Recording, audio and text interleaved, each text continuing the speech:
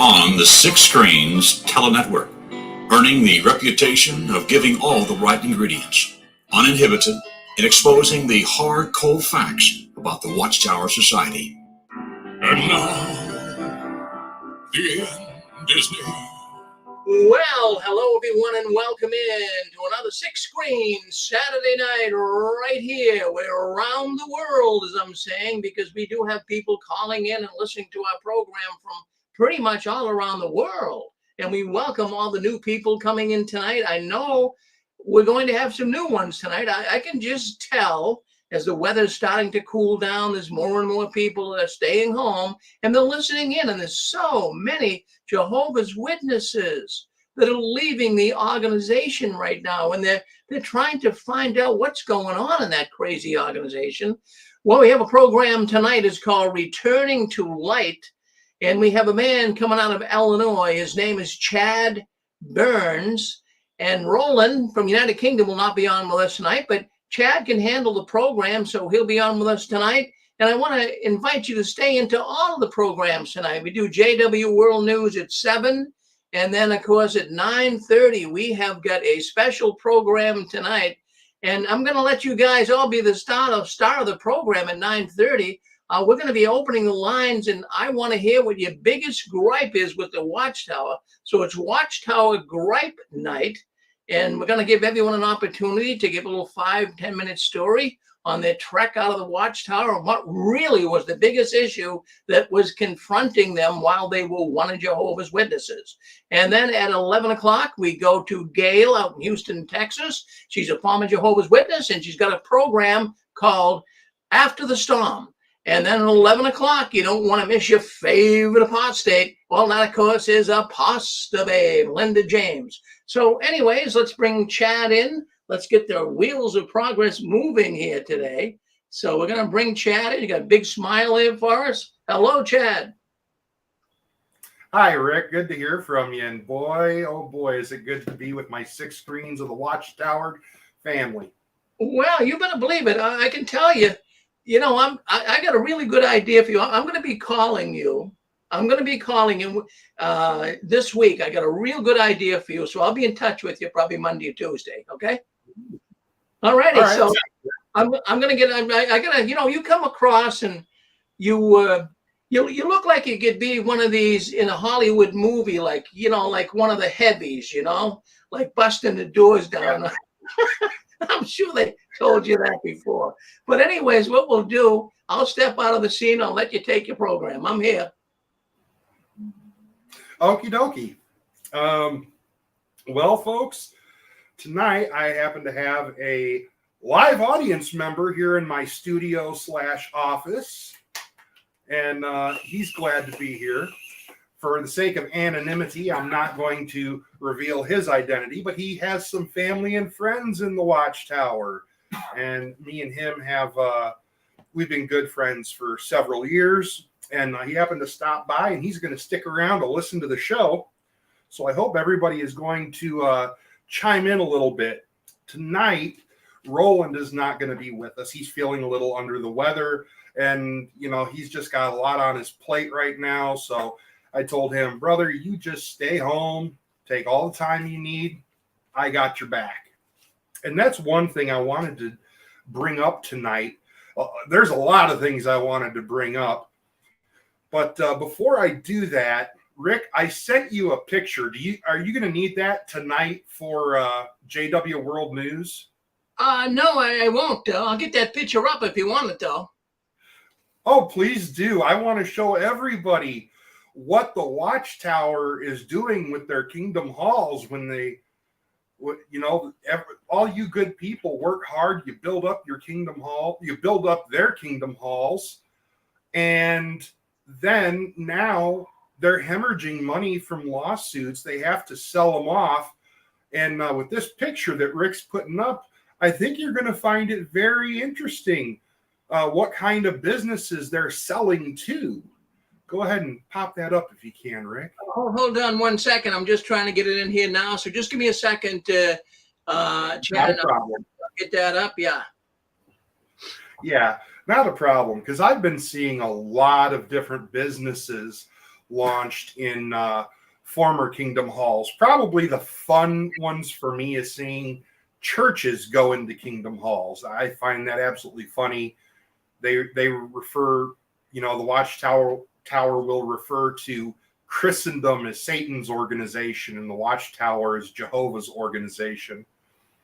But I think you're going to find it rather interesting once he sees this one, because it's a doozy, folks. I've also seen Kingdom halls turned into coffee shops, and I can see that, where they would make a decent coffee shop. But this one is just, for me, it just kind of takes the cakes. And I don't know if the Watchtower is selling, themselves, or if they are selling through a real estate agent. But if they're selling through a real estate agent, it's kind of out of their hands, even though they do have the final say-so over who they're selling to. They can either accept or reject a bid for the property. But you're going to find this picture really interesting.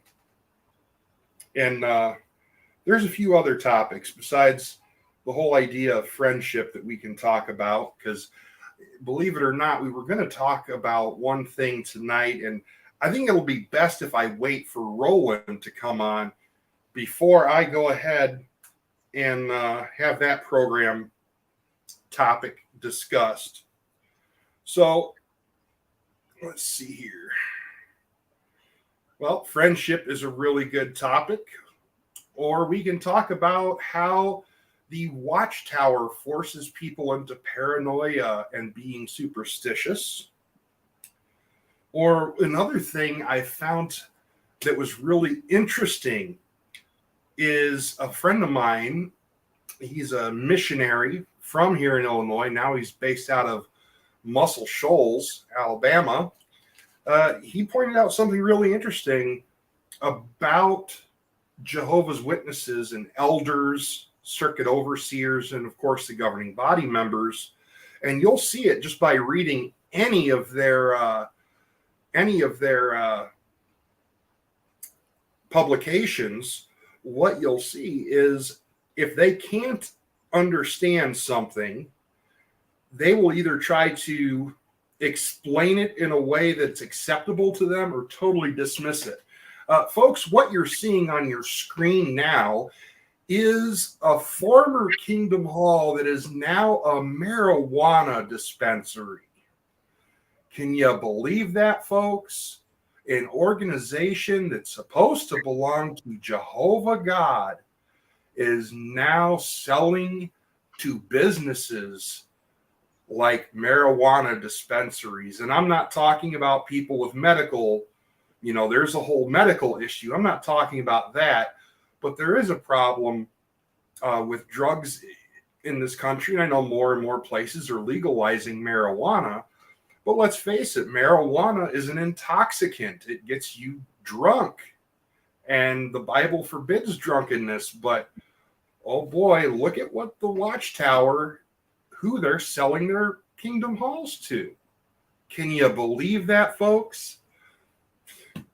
Anyway, thank you for putting that up, Rick. I just thought everybody would get a kick out of seeing that picture. And if anybody wants me to send them a copy of that picture, just drop me an email, masterslanterns@gmail.com. I'll also be throwing it up on my Facebook after the show. And of course, you can find me on Facebook. I got a red background with a black bear on it. Anywho, I did want to talk a little bit tonight about friendships. In the Watchtower, a lot of people don't realize this. And I think this is one reason it's good to have my good friend here, because he does have family and friends that are in the Watchtower. And the thing I find interesting is in the Watchtower, all your friendships hinge upon them attending Kingdom Hall or being Jehovah's Witnesses. Ex-Jehovah's Witnesses, shun them. Disfellowship Jehovah's Witnesses, shun them. If they're not interested in having a Bible study, ignore them. And it's funny because Jesus told his disciples to go into the world, and not to be like the world, but to preach the gospel. And yet, with Jehovah's Witnesses, they're oftentimes even scared to make friends with quote unquote worldly people. I find that very interesting. I was talking with one Jehovah's Witness once, and we were just being very frank with each other, and I appreciated that candor that he had with me.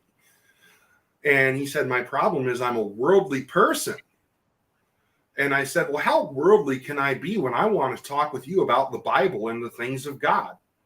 Wouldn't the world not want to talk about that kind of stuff?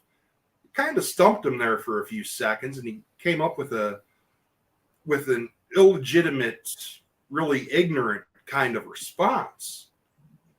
But, you know, I have my friend here. He's not a Jehovah's Witness. There's a lot of stuff we disagree on, but we're still friends. In churches that we've went to, we've had friends in those churches that we disagreed with. You don't have that in the Jehovah's Witnesses organization. Why? Because the organization doesn't want you to be you. They want you to be a drone, a pre-programmed robot. And that's essentially what a Jehovah's Witness is. They are told, do not think for yourselves. Avoid independent thinking. And I have all the documentation to prove this. So yeah, friendships, once you come out of the Watchtower because of this, you've been isolated in the Watchtower for so long, you don't have the social skills. And I know that's something that Anne-Marie often talks about on her program, is not having the social skills and the social mores to be able to strike up conversations and begin friendships and start relationships with people in such a way. And oftentimes it's, you know, you're going to be full of doubts and you're kind of superstitious about trying to make friends with non-JWs. And I know that can be very, very troubling. I do find it interesting with my friend here. One of his relatives' mother is a Jehovah's Witness, and she's also a very big pothead. So I'm pretty sure with that Kingdom Hall I showed you, if that was the Kingdom Hall she went, she'd still be going there today. And I'm sure everybody would be confused about why her car is still parked at the Kingdom Hall. So who knows? Kind of interesting. But that's something we're going to talk about. I think the next time Roland is on, we're going to be talking a little bit about addiction in the Watchtower. We're going to be talking about things like drug abuse, alcohol abuse, and how that kind of stuff comes in. If you want to call in and talk, please feel free to do so. The phone number is 727-731-6701. Hit *6 to unmute yourself and just hop on in, because, you know, I was told, Chad, you got the show tonight a little over, I don't know, about an hour and a half, 2 hours ago, and I was already doing something else I had to finish. So I'm pretty much unprepared. I was ready for the topic we already had. And thank you. I'm getting a round of applause from my live studio audience. But yeah, the importance of friendships. When God created us, you know, we're not supposed to be alone. We are naturally social creatures. We naturally need companionship. We need friendship. We need those types of relationships. It's not enough just to go to work and you have the people you work with, but those aren't always your friends. Oftentimes they're your work friends, but in real life, they're not your real friends. And it's totally different. You may have ones you talk to, and at work, you do anything for them and they do anything for you. But outside of work, you guys just don't hang out. You don't talk. It's a completely different thing, and that's normal. Everybody has that. I've had that at places I worked. But that's one of the things, is being comfortable enough around other people that you're able to befriend them, strike up conversations. And let's face it, people today just aren't very good at it. I mean, Jehovah's Witnesses from years ago, it was a little bit easier for them because the paranoia was not so strong. But right now, it seems the Watchtower builds upon a foundation of paranoia. They think everybody is out to get them. They act like they are the most persecuted and hated people in the world. And I know with some Jehovah's Witnesses I've talked with, I showed them a video of actual persecution, a video of Christians being burned alive, crucified, stuff like that, and said, so how does that compare with being a Jehovah's Witness? How come in these countries you don't see the Jehovah's Witnesses going door to door? They didn't really have an answer for that one. Not off the top of their head. They said they'd have to look into that. But in the meantime, I should go to jw.org. And that seems to be the biggest thing there. You know, that's another thing when they're telling people these pre-programmed responses of, I'll have to look into that, but in the meantime, you can go to jw.org. You know what that's doing? That's hindering the conversation. It's making it so you can't build a repertoire with other people. And it makes it harder because now you're losing a social skill that's necessary to get by in life. And it's just absolutely horrible, because what happens if you end up having kids after you're disfellowshipped? Your kids end up going to preschool or kindergarten, and you have to interact with other parents or other kids. You're still, and I remember listening to one woman. She was disfellowshipped and she was fine with it. She ended up having children, and she her child needed a blood transfusion. She was really paranoid about that even after she came out of the Watchtower. She knew that a blood transfusion was not against God, but she was still scared to give her child a blood transfusion. And she wanted to know before time if her child was going to get a blood transfusion or need one. What ended up happening is they put the note that if the baby needed a blood transfusion, they were to let her know. And she needed a blood transfusion, but they forgot to let her know. The next morning when she woke up and she went in to check on her baby, and she saw some blood on that baby's arm where the transfusion went in, she got a hold of the nurse, said, "What happened? What happened?" Nurse, "Oh, nothing. She just needed a transfusion." And for a split second, she was absolutely petrified, scared to death because her baby got a transfusion. Petrified. What's that? Okay. Well, she was absolutely petrified that her baby had to get this transfusion. And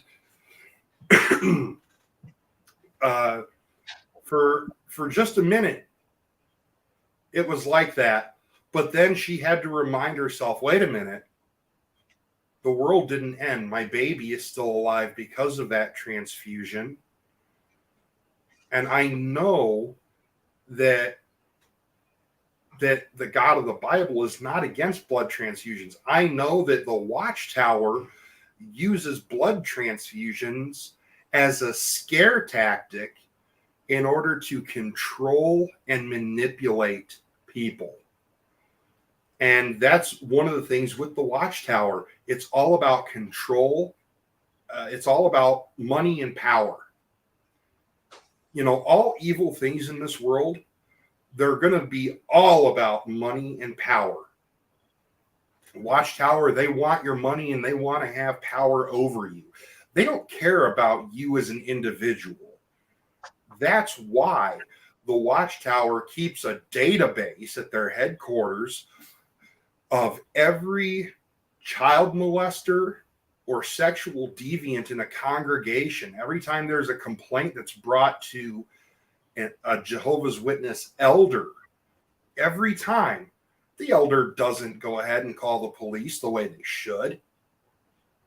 They go ahead and they call up the legal department. They fill out a report and send it into the legal department in Warwick, New York at the Watchtower headquarters. And then the legal department files that away. So you have a big, huge master list in Warwick, New York, and it has the names and events and descriptions of all this stuff, but it won't be turned over to the police. And I think, if I'm not mistaken, I heard something about the Attorney General of the U.S. government maybe getting ready to get involved in this somehow. I mean, that was some of the scuttle I heard. But like I said, that's just a rumor, and never put any stock in your rumors. Sometimes they're true, sometimes they're not, but it's better to err on the side of safety. So, with that being said, let's go ahead and press on a little bit. Okay, we covered friendship based on affiliation, superstition, the marijuana dispensary, persecution complex, and let's see here. And they can't explain things, or they can't understand things, or rather, they will refuse to understand things unless it's explained in a way that's agreeable to them. I've seen this numerous times in the past from girls I've dated that were not Jehovah's Witnesses. But, and I'm getting an applause for that. Inside joke.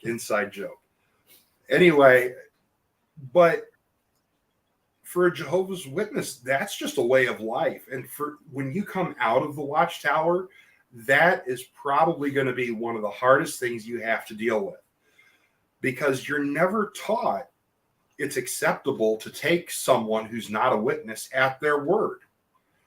You're told that because they're a worldly person, they hate the organization, they hate Jehovah's Witnesses, they hate Jehovah, you can't trust them, and they think everybody's out to get them. Everybody hates them, and that's just not how it is. You know, if you go up and you just start talking to people randomly, if you ever seen the movie Patch Adams, and I highly recommend you do this, go watch the movie Patch Adams with Robin Williams. There's part of this movie where he just starts randomly meeting people. He starts talking to them. He starts dialing wrong phone numbers and asking for people who aren't there in order just to interact with people. And what he discovers is most people are very nice. Most people are more than happy to take a moment out of their day, most of the time, in order to help someone else with a small issue. Maybe it's a wrong phone number, or maybe it's giving directions. That's how most people are. And in the movie, he ends up making a few friends doing this. Now, that movie's based on a true story, and the doctor in real life was a little kooky. But anyway, the fact remains that his experiments in calling wrong numbers or just doing random funny things, it didn't offend people. it was actually something that was kind of entertaining to him. He was able to get inside people's minds in ways he didn't know and find out the things they're passionate about and the things they love and the things they hate and their fears. And I think that's a very important thing for when people start coming out of the Watchtower. They need to start confronting those things. They need to look in, you need to look in the mirror and you need to just think of things that you like and say, you know what? I like this. I should start doing it more. You should go ahead and the things that you did not like about being in the Watchtower, you should be honest with yourself. And yes, even talk to yourself here. I know that sounds weird, but talk to yourself about how much you hated it, how much you couldn't stand it. By doing that, you're taking the mental anguish. Pardon me, that's in the backside of your head, I think. I can't remember anatomy. Anyway, you're taking all these mental problems that have come in. They're not really problems. They're just learned behaviors. You're taking these learned behaviors that the Watchtower has implanted, and you're addressing them, and you're facing them, and you're talking yourself into not liking the things that you don't like.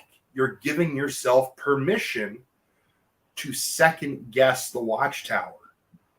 Something that, as you know, as a Jehovah's Witness, you're not allowed to do. When you're in the organization, when you're in the truth, you're not allowed to question it. You do what it says. You follow directions. You be a good little worker bee. You volunteer your time. You volunteer your money. You volunteer your talents. You bypass education. You bypass a career. And you end up taking, you might be really passionate about medicine, but you don't want to become a doctor because when you're going through your clinicals and all that, and you end up as a resident, as an intern, you do your internship and then you do your residency as a medical doctor, you're going to be giving blood transfusions. As a Jehovah's Witness, oh my goodness, you're going to look at it as, I can't imagine the doctors that have become Jehovah's Witnesses. I can't imagine how they must feel. If they're in private practice, it's fine. But I wonder how much regret they live with because of the fact they gave blood transfusions. And I know there's not a lot of doctors who've become Jehovah's Witnesses. And also, Jehovah's Witnesses, generally speaking, don't become medical doctors. And it's for that reason with the whole blood issue. But that's neither here nor there. What I'm getting at is chasing your dreams is not an option as a Jehovah's Witness. You're not allowed to have dreams. They tell you what your dream is. They tell you what you want to do with your life. It's not fair. It's not fair to you. It's not fair to your family. And who knows how many times someone wanted to be a doctor, but they didn't go to college because higher education isn't necessary. And besides that, the end of the world is coming in 1975, or the end of this order of things is coming in 1975. We're not going to need doctors after that, but we're going to need carpenters and we're going to need bricklayers. That's what they were told.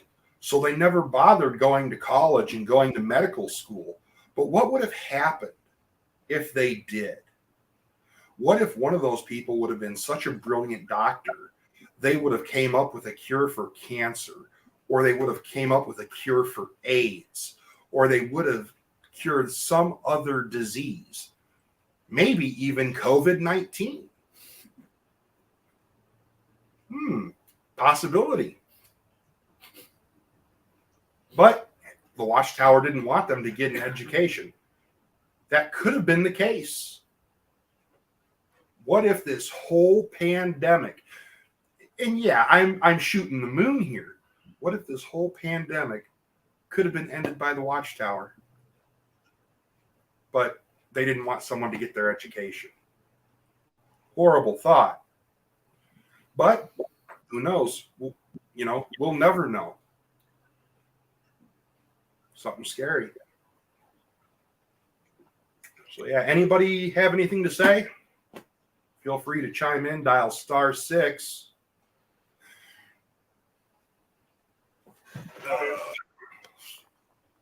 Go ahead, sir. You're on with us. Right, yeah. I was just listening about we were talking earlier about control and understanding things. And I've been awake for 4 years, and I watch a lot of YouTube videos like everybody else. And I quite enjoy watching the YouTube videos where the Christians will try and talk to the brothers and sisters on the cart, and sometimes else if the Christian has already said that, alluded to the fact that they've been to JW already, then they can't fall back on it when they don't know how to answer something. Because they've already said, I've been to JW Walk and I can't understand this. Can you help me, etc. So they've already sort of taken that away from them. And very often you'll hear them saying, I've said it myself in the past when I didn't understand something. Well, I'll go and do some research and I'll get back to you. But actually, what you're actually saying there is, I'm going to have to do some research so that I can tell you what I believe. That's basically what's happening there. You're not going to actually go and do research. You're going to look at the scriptures and the Bible and cross-reference it, and look at commentaries on it or anything like that. You're going to go to the jw.org website. You're going to type in the subject, and you're going to go and look to see how the society view that certain thing that that they're talking about. So that's the actual depth of control. And I was thinking of an example of that recently. And I said to a friend of mine, he's still in. He was my pioneer partner for a few years actually.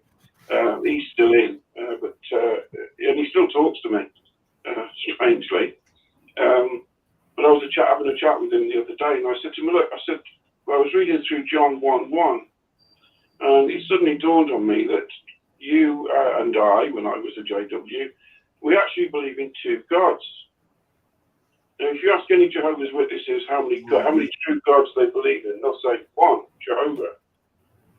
But actually, they believe that Jesus is a God as well, because they say in the beginning was the Word was God, the Word was a God. And then, of course, you've got scriptures saying about alluding to the Messiah about being the Prince of Peace and a mighty God, etc. So I said, so what you're saying, so what you can say to me then is that he's also a true God then? And he paused. Right. No, I'm not saying that. And I said, well, it says here that Jesus is a God. So if he's not a true God, then he must be a false. Oh no, he's not a false God. I said, well, he must be a true God then. But you only believe in one true God.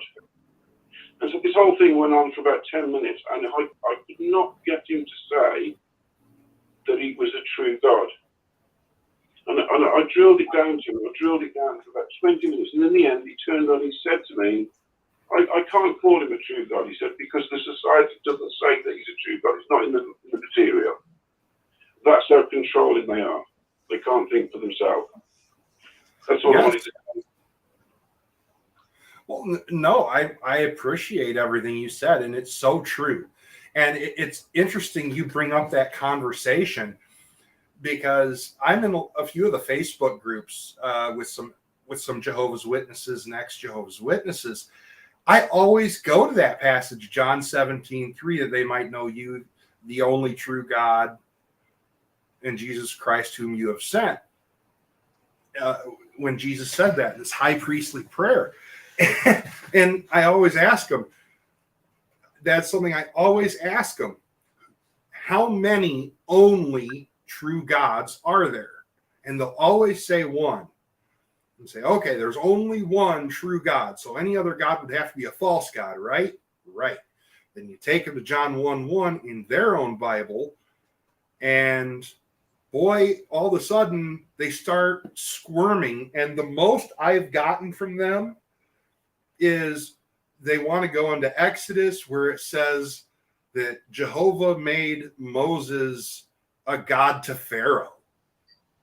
And that's so now they go to that, and they also go to the passage in Corinthians where it says there be lords many and gods many. And they go to one other passage. I can't remember which one it was.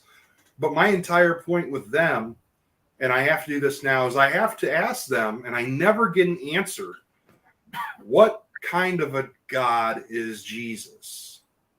So that's something they struggle with at times, because when you are put into a corner like that, and the only thing I ever ask is for an honest answer. And I always tell people this, you can not know something and say you don't know something. And when you say you don't know, that is an honest answer. It's not about giving an answer that's acceptable to the other person or acceptable in explaining something you believe or don't believe or whatever. Just saying I don't know is an acceptable answer. And I know that can be very, very, they can have a very hard time with that. So, yeah, you bring up a very good point. Very good. The thing, though, is that he wasn't denying that Jesus was a God. He just couldn't say the word, he's the true God. And the reason he couldn't say that he's a true God is because the society hasn't put that in print, and they don't refer to him as a true God. He's quite happy to say, yes, he's a God, but he would not say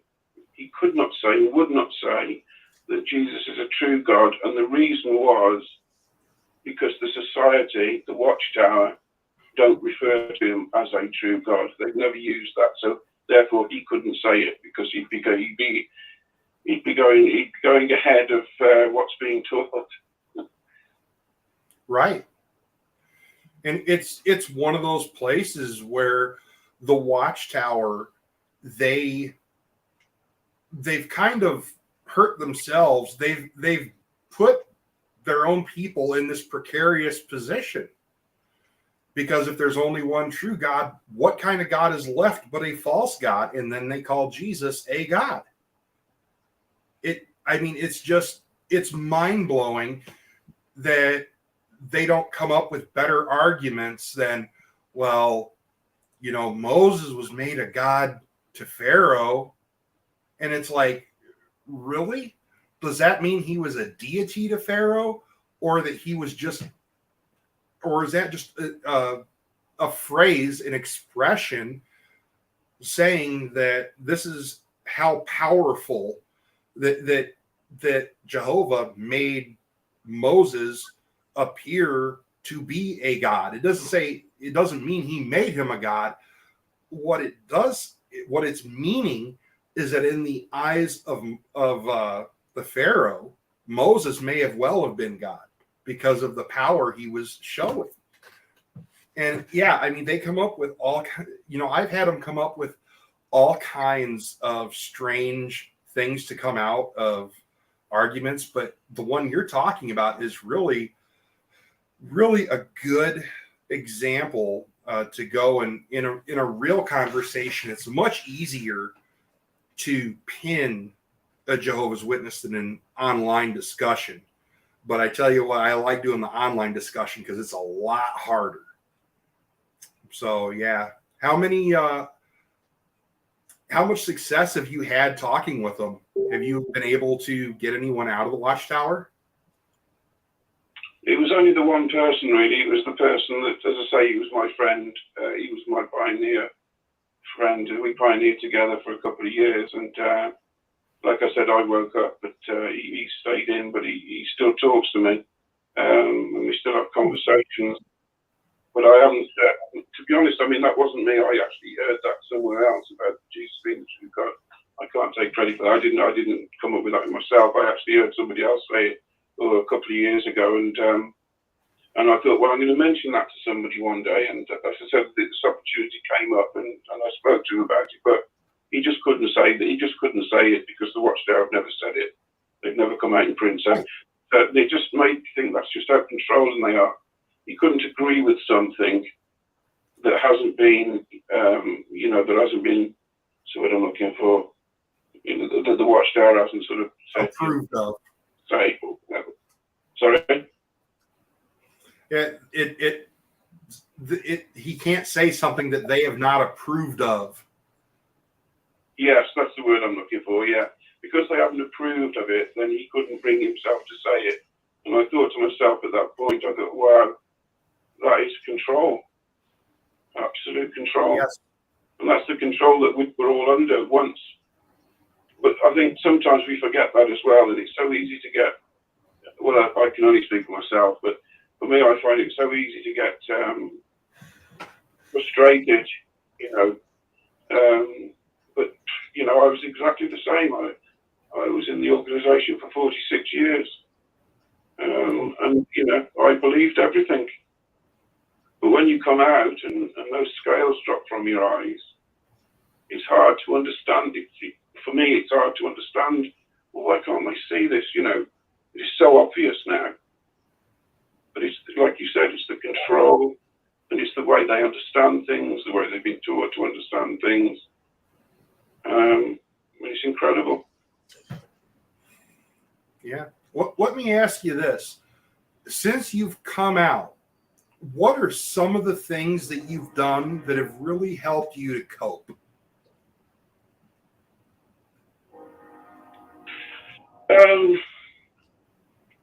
I think when I first started to have questions, I allowed myself to go outside of the box, to not just use the Watchtower stuff. So I started going online, and I heard the same argument over and over and over again. But every time I heard the argument, it made me more convinced that I was correct in thinking that they're not correct, if that makes sense. I think just listening to good arguments, and I don't mean arguments as in shouting at each other. I mean good, solid arguments. When people come up with good, solid arguments about a Bible verse or a particular theology, that you can get your head around and you can understand, then that helps me to cope, because I spend a lot of time thinking and listening, and there's still things I'm not sure of myself. There's certain teachings that I have a hard time understanding, but that's okay.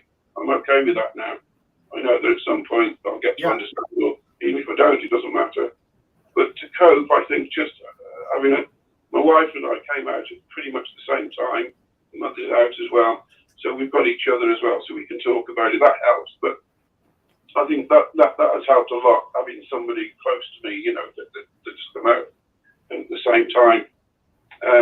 But without them, I think the way I would cope would be just to do more research on the actual teachings that I've been taught, and cross-referencing them with teachings, other people, other Christians understand that teaching to be.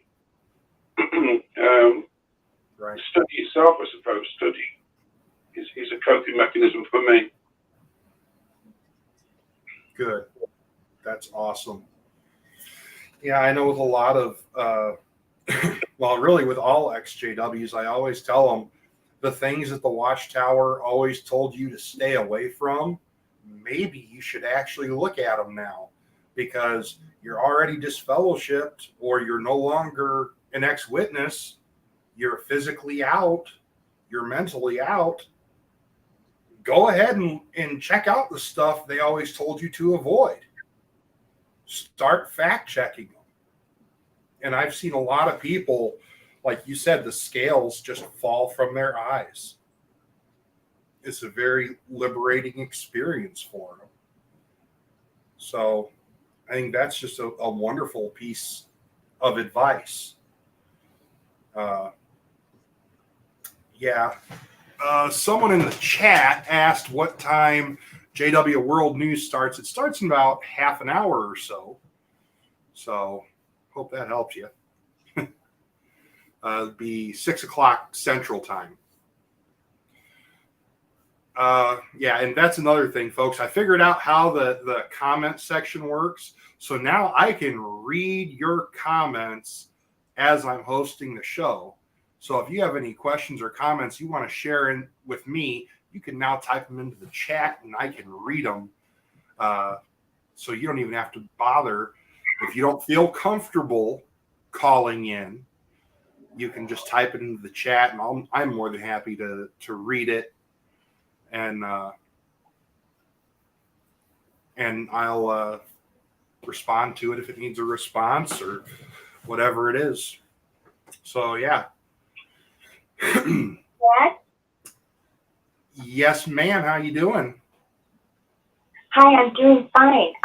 I really enjoyed the man that just called in. I understand how he feels. It's so hard when you get out, and it sounds like you pioneered a long time. I pioneered for a while too, and so it just makes it doubly hard because you spent your best years of your life trying to convince others to join Jehovah's Witnesses.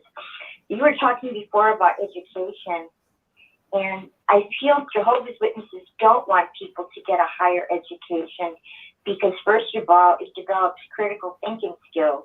And they don't want any more critical thinking going on toward the organization more than there already is. And secondly, if you're not educated about other things that are going on in the world, you tend to accept what's immediately told to you. You don't question anything they tell you. It's gospel to you. And also, you just don't get higher education. You're not able to maybe reach out in the world more than other people are. Not that there's anything wrong with being a bricklayer or a window washer or anything like that. That's fine. But sometimes if you want higher education, you take different kinds of courses and you see another side of life. But Jehovah's Witnesses are never really allowed to see.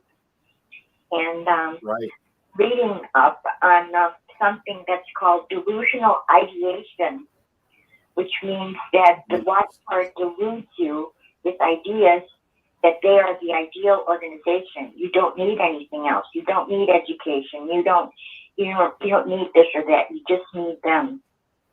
That they want you to think they're ideal, and that's how you want to live. So that's just my, I wanted to share that because you've kind of been talking about that. Yeah, and you brought up some excellent points, Susan. You really did. And it's heartbreaking because, and I don't want anyone to think for a moment I was downplaying other types of work, because I don't. My brother, my oldest brother, Roger Jr., he just always wanted to be a mechanic. And he is probably, and I'm not kidding here, he's probably one of the finest mechanics in the state of Illinois.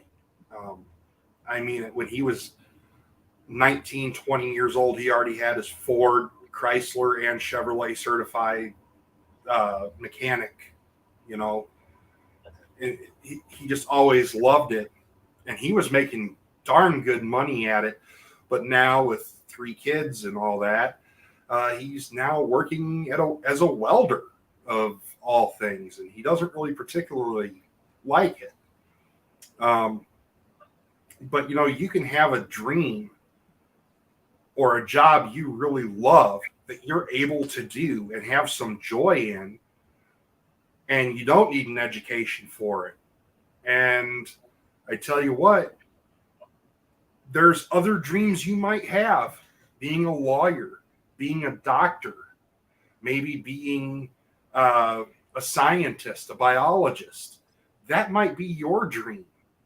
And the Watchtower, they will tell you, you don't need to follow that dream. You don't need to have a dream like that. And you know what? Even if your dream is not exactly attainable for you, just the hope that you could have it is enough oftentimes to inspire you to be the best you can be at the job you do have. But when they come along, now all of a sudden you get a little bit of resentment because this is your dream and you want to do it, but you can't because you'll go to Armageddon if you do. So yeah, I mean, it's just ridiculous. The amount of control that the Watchtower has, I would honestly say it is greater than most other cults. I'm going to be honest there. And I know I've made this comment before about Jonestown and how if you calculate all the deaths that happened as a result of their blood doctrine with blood transfusions, you calculate all those deaths, it's like 10 times more than Jonestown. That is just something that's absolutely horrible.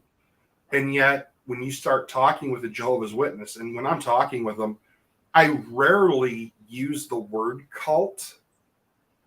But when I do, I usually preface it by saying, I'm not meaning anything derogatory.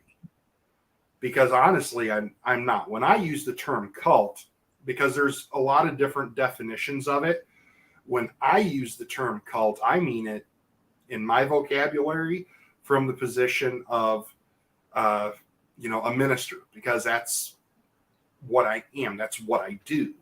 And when I say that, I'm saying this group claims to be a Christian, and yet they deny one or more of the essential doctrines of Christianity.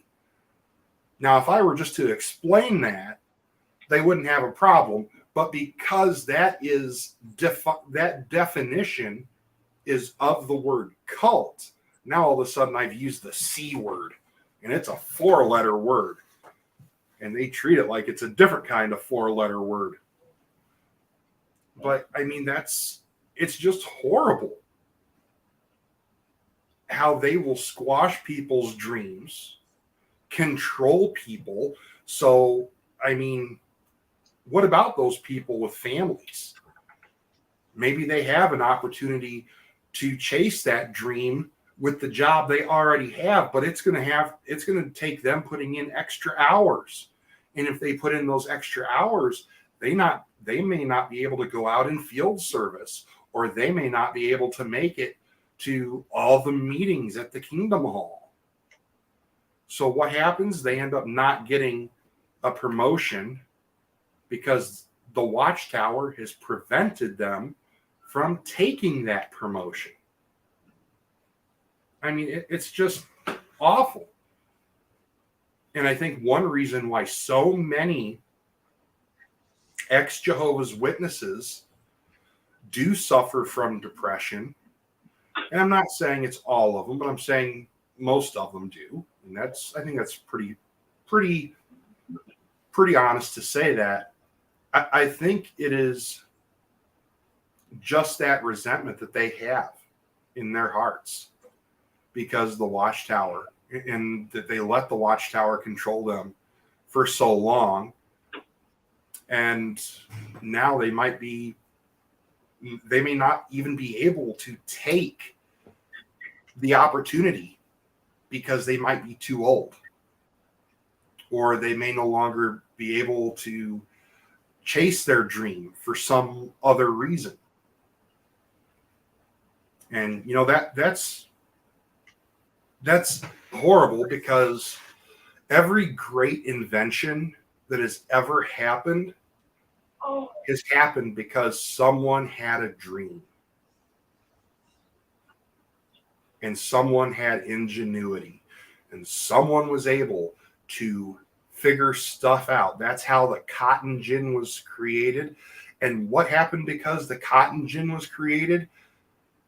Within 100 years, slavery was outlawed in the United States. Why? Well, it wasn't because of just the abolitionists, but the cotton gin played such a huge part because now, with the invention of the cotton gin, it made slavery antiquated and no longer needed. So it was very beneficial to society as a whole. And you can be assured a Jehovah's Witness would never be able to come up with an idea like the cotton gin. And why I'm thinking about my 5th grade book report on a cotton gin, I have no idea. So I'm trying to, I'm trying to get rid of that that thought. But I'm like picturing myself back in Mrs. Bellis in her class in 5th grade in Sherman School. And it's anyway. So children, that's another thing. Children dream dreams. Children want to be a million things when they grow up. Being a Jehovah's Witness and raising children in the organization, oh my goodness, I can't imagine what it was like for those of you who were born in and were JW kids. I can't imagine that. Not being able to be a part of sports teams, not being able to participate in things like class elections, or maybe I remember one time at the school I was at, they were changing the school mascot from the Wolverine, and they were looking at, they were going to let the students decide what the new mascot would be. And everyone got to vote for it. And I remember some of the kids that were Jehovah's Witnesses, they didn't get a chance to vote for it. And it was just horrible for them because some of the kids made fun of them. Most of us didn't. But, we had actually pretty good classes where we never really made a big deal out of it. So, but we also had a Christian, our teacher, I think Mrs. Bellis was a Christian, and that really helped with things. So. Sure, if you'd like to, you're certainly welcome to.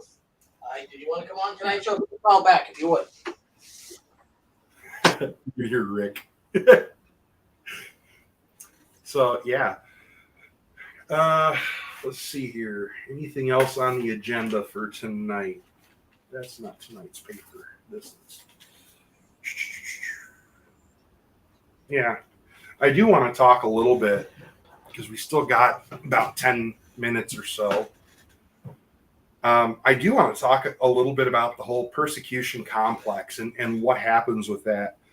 Because the Watchtower, they will tell you how much worldly people hate you, how much you yourself personally are despised by the world, and they just put you in a negative mindset towards anyone and everything that's not part of Jehovah's visible organization. And they make you feel like anytime someone disagrees with you, that you're being persecuted. And I have seen that so often from a lot of ex-Jehovah's Witnesses. And now I'm at the point where I love Jehovah's Witnesses so much. When they go off on a rant, and I've had that happen many, many times, when they go off on a rant about how I'm persecuting them, I let them talk. I let them get it out of their system. And then I reaffirm how much I love them and care about them, and how sometimes I do have to hurt their feelings by telling them the truth. That's not always easy. I don't like offending people. I'm just really good at it. Ooh, that would be a good t-shirt, wouldn't it? Wow. That's my new catchphrase. I don't like offending people. I'm just really good at it. Okay. So, yeah. Anyway, with that whole persecution complex, it starts this whole idea. Whenever someone disagrees with you, they're persecuting you. Or whenever someone tries to correct you, they're going extra hard on you because you're a Jehovah's Witness. Then when you're no longer a Jehovah's Witness, you don't know why, but it's going to register that they are still being extra hard on you. And it's so unhealthy, but that's just one of those things that people have to put up with when they come out of it. So yeah, and that's something else. It's like this whole thing right now with all the child sex abuse cases. I was talking, this was about probably 2.5 years ago, maybe 3 years ago. I was talking with a JW elder, and I brought up about, the Australian Royal Commission and the sex abuse that happens. And he told me flat out it was a lie. None of it's true. And I pulled it up on my phone, and I showed him, the clip of Jeffrey Jackson saying it would be presumptuous for us to say that we're God's only way. And I showed him stuff about JW elders admitting they covered up CSA. And guess what? All of a sudden, he got mad and said, I'm just persecuting them because I'm unrighteous and they're righteous. And they are the people of Jehovah, and I am of the people of Satan. And I said, well, I'm sorry you feel that way. I'm just presenting the facts to you the way they are. I'm not trying to spin it. And then he proceeded to go ahead and spin it right there in front of me. And I said, wait a minute, that's not how it is. We just saw it in the video. And he just got really quiet. But that's, that whole persecution complex. If they're not being persecuted, they will look for a way to fit it into the narrative that they are being persecuted. And I think that's something else that happens with ex-JWs who try to reach out to their family members. If they do try to reach out to their family members, not in all cases by any means, but I do honestly believe in some cases, the parent feels like their child, who is an ex-JW, is persecuting them because they're trying to have a relationship with them. And, I find it so interesting how the Watchtower will just twist so many scriptures away from what they actually mean. 1 Corinthians 15, where it says, evil association corrupts good, whatever. I can't remember how it's written in the New World Mistranslation. But it's like they quote that out of context, and it doesn't mean anything near what they're trying to make it mean. But that's another case where what they try to do is they can't understand it the way it is, so they're trying to force it in a way that's acceptable to them, not even if it's explainable, but it has to be acceptable to how they already think and understand things. In other words, their mind and the way they are programmed, it prevents them from even learning properly. And I've seen a few people get free of that. Yeah, go ahead. I was thinking what you were saying.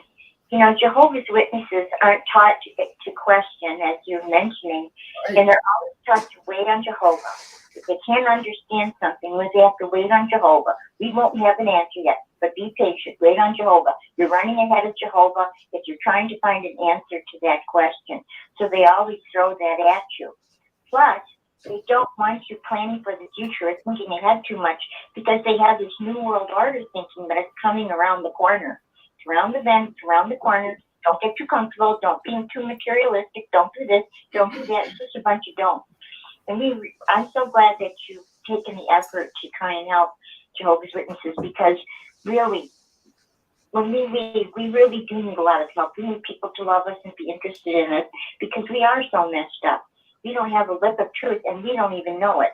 We're just told to wait on Jehovah, wait for the rest of your life, wait on education, wait. Yeah. And, you know, it's like I was talking with Apostle Babe, Linda James, last week, and I accidentally gave her the closing line for the show because I had brought up stuff about the end times and how, you know, everything is right around the corner. We're at the end of the end of the end of the end. And I just said, you know, to all the listeners out there, take this piece of advice if you want to, you know. And I said, take this piece of advice. Prepare as though you're going to live for 100 years, but live your life like you're going to die tomorrow. And I think that's something, you know, Jehovah's Witnesses are told the opposite. They're told to prepare as though they're going to die tomorrow, but live as though they're going to live for 100 years. You know, spend your whole life serving Jehovah's organization. And it's like, man, are you serious? I couldn't. I don't know. I don't know if it's because of just how I was raised or what, but I could not be a Jehovah's Witness without being disfellowshipped multiple times. Mainly because in my family, there's this whole thing about when someone says not to do something, you do it. My uncle ran over his own head and survived it. Interesting story on that one. I might share it sometime. I already shared it with Apostle Babe one night on her program months ago. But yeah, in my family, when we're told not to do something, we take that as a challenge. And it's one of those here, hold my beer moments, you know. So there's a lot of examples of that. Go ahead, caller. Yeah, it's me again, Steve. I just wanted to pick up on something you said about the persecution. It starts very early from when somebody starts to study with a Jehovah's Witness. You know, almost immediately going through the book, he'll start teaching them to look for persecution where it doesn't exist. For example, within a couple of weeks of studying in a book, you'll sometimes say, well, you must look out for the people around you, because these well-meaning people will try to put you off studying. And so he's preparing them to look for this persecution where it doesn't belong. They're just concerned people is all they are. And they get it again during baptism, don't they? They'll say, during your baptism talk, you know, you'll find that after your baptism, Satan's going to come straight in. People are going to come to you and say, what are you doing? You don't want to be doing this, blah, blah, blah. And so this persecution complex starts off really early, right from the first 2 or 3 weeks of having a Bible study.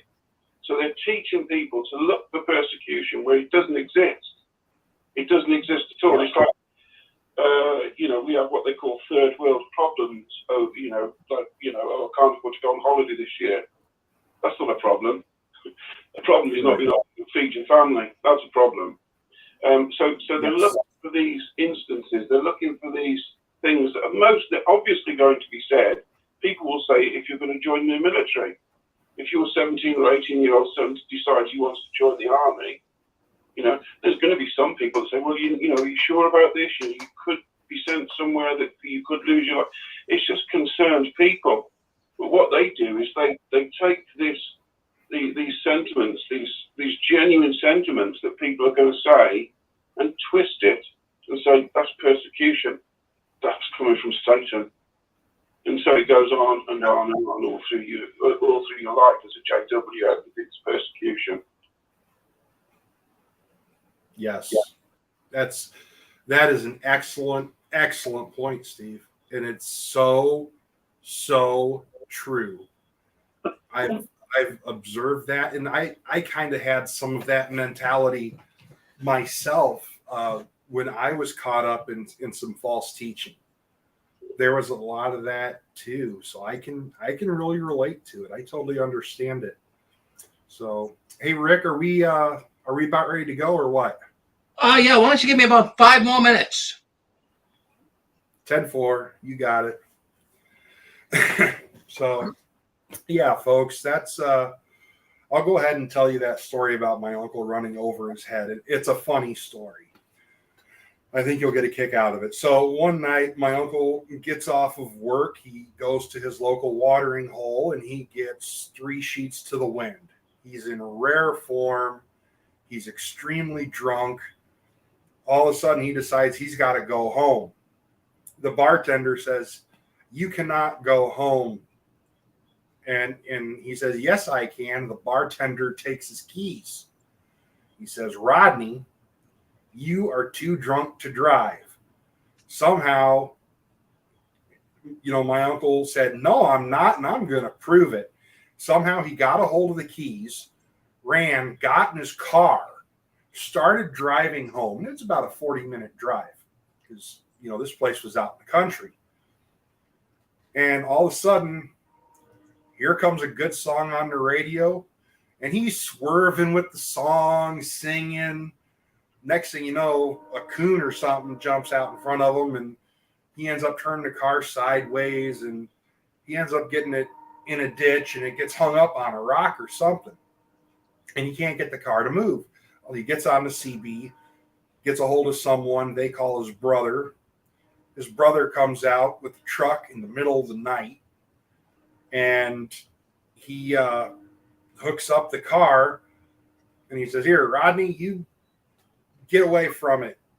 We'll pull it out." And he starts pulling, and it ain't moving.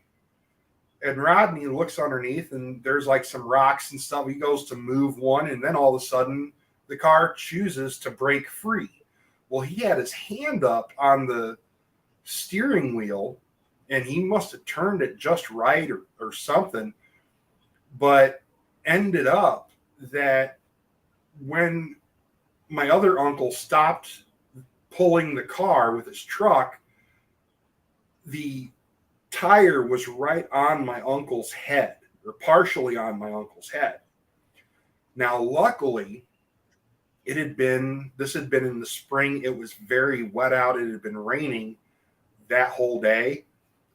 So what ended up happening was his head was forced down in the mud. My other uncle, his name was Chuck. He's gone now. Chuck gets out of his truck and says, "Oh no, I've killed my brother." Hops in the truck, pops it in reverse, floors it, pulls the car off of him. A few seconds later, Uncle Rodney's arms and legs are flailing, and all of a sudden he pushes himself up and his head pops up out of the mud. Uncle Chuck is just blown away by this. Rodney's wiping the mud off of his face. Says, "What happened?" Chuck says, "You ran over your own head." And then Chuck said, that's it. Get in my truck. You are too drunk to drive. Rodney says, I am not. He gets in the car and he floors it. Next thing you know, here's these two brothers racing on the back roads. And you got Uncle Rodney leading, and Uncle Chuck is trying to catch him. Rodney pulls into town. Once he gets up in his yard, he hits the brakes, stops, runs in the house, grabs a couple beers from the fridge, goes out, and tosses one at Uncle Chuck. He says, here, let's have a drink. That was my uncle. That was my dad's twin brother that did that. So now the whole family thing is, are you so drunk that you'd run over your own head? If someone calls and they're out partying. I don't drink anymore, so that's not me. But I thought that was just a funny story. I thought you guys would appreciate that. And I am going to go ahead and sign off because my 5 minutes are up. But I wanted to thank Rick for having me tonight. I wanted to tell Roland, buddy, I love you. Get well soon. Hope everything works out all right. To everyone who's called in, Steve and Susan, I want to say thank you guys for calling in and keeping me company. To my live studio audience, I want to say thank you for coming. To all you fine people in the chat, I want to thank you guys for watching. So until next time, I'm Chad Burns. This has been Returning the Light. We'll see you guys in 2 weeks. Coming up next, JW World News. Thanks again, everyone. Well, very good, Chad. Thank you very much. As noticing in YouTube, you've got over 160 comments. That's phenomenal. Very good job. We appreciate you coming on here tonight. Now, friends, don't go anywhere. We have got more programs coming up tonight right here on the 6th screen, so stay with us. We've got JW World News coming up next. And then at 9:30, we got a very special program for you. Well, we're going to have you guys call in. I want to know what the biggest gripes for you were in the Watchtower. Many people are leaving right now, and we'll give everyone, maybe 5-10 minutes to tell us a little story on how they're exiting the Watchtower now. So that's coming up tonight at 9:30. And then at 11 o'clock, it's After the Storm with our good friend, former Jehovah's Witness Gail out of Houston, Texas. She'll be coming on tonight at 11. And then your favorite apostate, Apostle Babe, Linda James, she'll be coming in about 12:30 tonight. So stay with us. We're going to end this broadcast, but come right back in because we're going to YouTube, JW